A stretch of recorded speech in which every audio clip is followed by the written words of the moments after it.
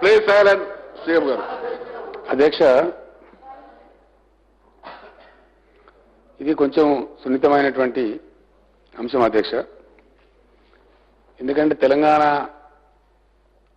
ఆంధ్రప్రదేశ్లో అంతర్భాగంగా ఉన్నప్పుడు అనేకమైనటువంటి సాంస్కృతిక దాడి జరిగిందనేటువంటి బాధ ఇక్కడ ప్రాంత ప్రజానికం మీద ఉంది అధ్యక్ష. భాష మీద, సంస్కృతి మీద, అన్నిటి మీద కూడా దాడి జరిగిందని ఒక పెద్ద తీవ్రమైన బాధ ఉంది. ఇప్పుడిప్పుడే స్వయం పాలనలోకి వచ్చి స్వేచ్ఛావాయువులు పీల్చుకున్న తెలంగాణ సమాజంలో, ప్రశాంతంగా ఉండే సమాజంలో ఒక రాయి విసిరినట్టుగా ఇది ఒక అశనిపాతం వచ్చి పడ్డది అధ్యక్ష. చాలా మార్పులు జరుగుతున్నాయి అధ్యక్ష. కాలానికి అనుగుణ time is a dynamic situation. అనేక మార్పులు జరుగుతూ ఉంటాయి. అనేక చరిత్రలు, పరిణామాలు కూడా వస్తాయి అధ్యక్ష. తెలంగాణ రాష్ట్రం కూడా ఏర్పడడం కూడా ఒక చారిత్రక పరిణామం, అదొక రియాలిటీ. ఇవాళ ఇక్కడ అధ్యక్ష కమ్యూనిస్ట్ పార్టీలు కొంచెం పిడివాదంగా ఉంటాయి అధ్యక్ష. వాళ్ళు కూడా గతంలో పెట్టుకున్నటువంటి విశాలాంధ్ర అనే పత్రిక పేరు మార్చి మన తెలంగాణ అనే పేరుతో పత్రికను తెస్తున్నారు అధ్యక్ష.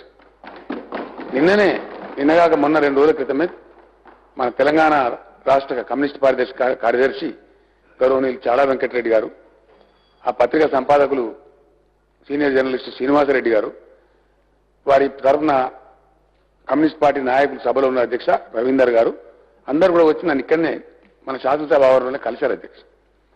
సార్, మేము పత్రిక పేరు మార్చుకుంటున్నాం, పరిస్థితిని బట్టి, ప్రజల ఉద్వేగాన్ని బట్టి ఇంకా ఇక్కడ మేము ఆంధ్ర ఆధిపత్యాన్ని రుద్దదలుచుకోలేదు, కొంచెం పిడివాదంగా ఉంటారనుకునే కమ్యూనిస్టులు సైతం తమ వైఖరి మార్చుకొని పత్రిక పేరు మార్చుకున్నారు అధ్యక్ష.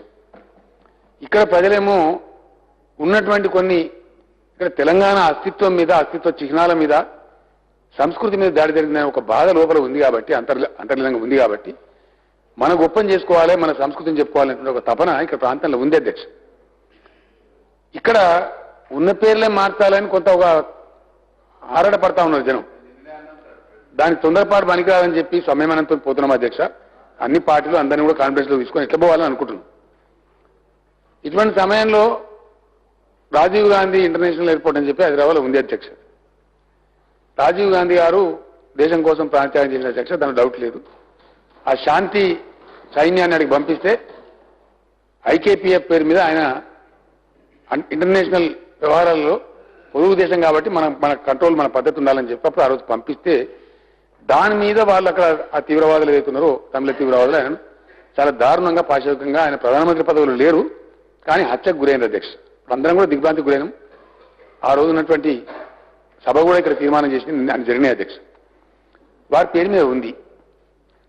సరే, డొమెస్టిక్ ఎయిర్పోర్ట్ పేరు అని దాన్ని విడదీసి చెప్పేటువంటి ప్రయత్నం జరుగుతూ ఉంది అధ్యక్ష. ఒకవేళ పెట్టేది ఉంటే, అట్లా నిజంగానే ఉంటే ఇలా తెలంగాణ రాష్ట్రం ఏర్పడ్డది, ఇక్కడ ప్రజల మనోభావాలు గౌరవించాలి, ఇక్కడ వాళ్ళ పేరు పెట్టాలి చెప్తా అధ్యక్ష.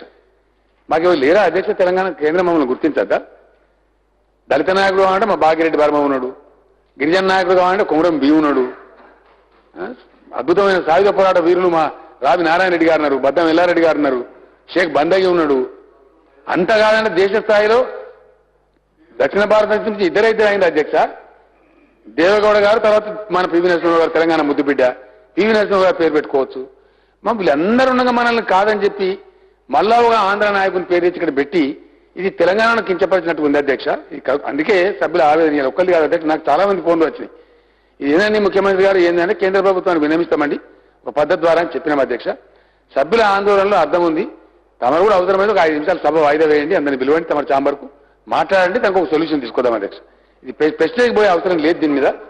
ఒక 5 నిమిషాలు వాయిదా వేసి పిలవండి, 5 నిమిషాలు మాట్లాడి ఒక నిర్ధారణకు వద్దాం అధ్యక్ష.